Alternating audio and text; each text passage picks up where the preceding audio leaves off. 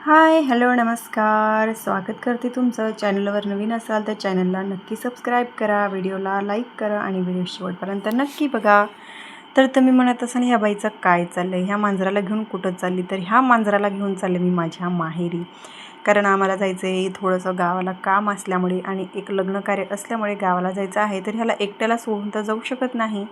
आणि तुम्ही बघितलं असाल मागच्या वेळेस मी त्याला सोडून गेले होते, तर मला गल्लीतल्या बायका म्हणजे त्याची सगळी सोय करून गेली होती की त्याला खायला प्यायला सगळं होतं, तरी पण त्याला घरातलं कोणी दिसत नव्हतं. त्याच्यामुळे तो गॅलरीमध्ये बसून खूप ओरडायचा.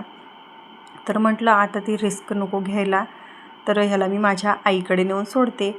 तर आम्हाला जायचं होतं एकंदरीत 15 ते 20 दिवसांसाठी गावाकडे. आणि गावाला जायचं म्हटल्यावर याला एकट्याला सोडून जायला जमत नव्हतं. तर म्हटलं वहिनीला मी तुमच्या घरी आणून देते आणि मी ह्याला नेऊन देत होते. तर ह्याचं पहिल्यांदाच ट्रॅव्हलिंग होतं.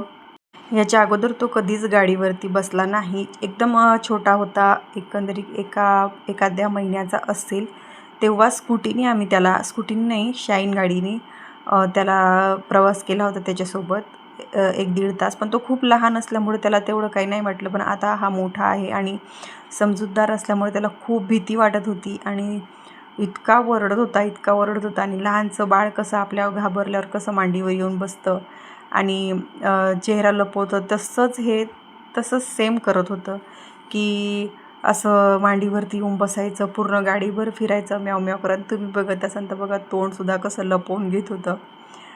तर खूप खूप खूप घाबरत होता. त्याची हार्टबीट आहे ना इतकी जोराने धडधड धडधड करत होती. अक्षरशः माझ्या हातांना फिलिंग होत होतं की ती एवढ्या जोराजोराने त्याची हार्टबीट अशी धक धक धक धक धक धक इतक्या जोराने. आणि त्याच्यामुळेच त्याला काही होऊ नये म्हणून मी त्याला खूप जवळ घेऊन कुरवाळत होते की काही टेन्शन घेऊ नको, तुला सोडायला वगैरे काही जात नाही आहोत आम्ही, तुला एक चांगल्या ठिकाणी नेऊन देत आहोत जिथे तू सेफ राहशील आणि खुश राहशील, तुला खायला प्यायला सगळं भेटेल. आमच्या इथे त्याला मच्छी मी देत नाही सहसा, पण त्याला तिथं मच्छी रोज भेटणार आहे. त्याच्यामुळे तू ते टेन्शन घेऊ नको म्हणून पण त्याला कुरवाळत होते. आणि फायनली आम्ही त्या गावाच्या जवळ पोहोचलो, आईच्या घराच्या जवळ पोहोचलो.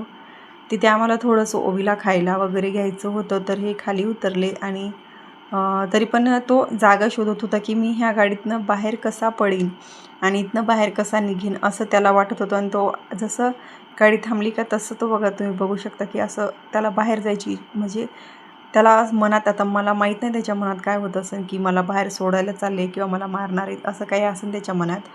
पण त्याला आम्ही कम्फर्टेबल फील करून देत होतो की तू काही टेन्शन घेऊ नकोस. आणि गाडी थांबली की तो पळून जायचा प्रयत्न करत होता.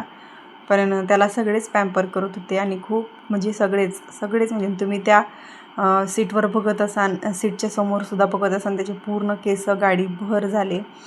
आणि शेवटी तो असा पूर्ण फिरून माझ्या मांडीवरती येऊन बसत होता, कारण की त्याला माझ्या मांडीवरती सेफ वाटत होतं थोडंफार, की नाही मी हिच्या मांडीवरती सेफ राहू शकतो, मला काही घाबरायचं कारण नाही आहे.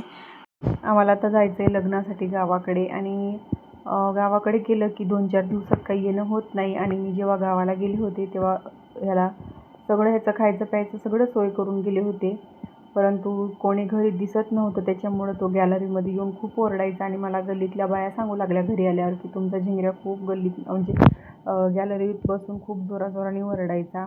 आणि ते मला सहनच झालं नाही. म्हटलं जाऊ दे, ह्याला थोडासा त्रास झाला तरी चालेल, पण ह्याला नेऊन आईकडे सोडायचं. त्याच्यामुळे ह्याला घेतलं आणि थेट गाडी काढून आईकडे याला नेऊन द्यायला लागले. तर तुम्ही बघू शकता हे कसं त्याची जीभ वगैरे किती जोराजोरी, इतका थरथर पण कापत होता तो. तर चलो फायनली आम्ही पोहोचलो. भेटूया नेक्स्ट ब्लॉगमध्ये. व्हिडिओ आवडला तर नसेलच, कारण की बिचारा घाबरत आहे तो. पण चॅनलला तुम्ही सबस्क्राईब करू शकता. धन्यवाद.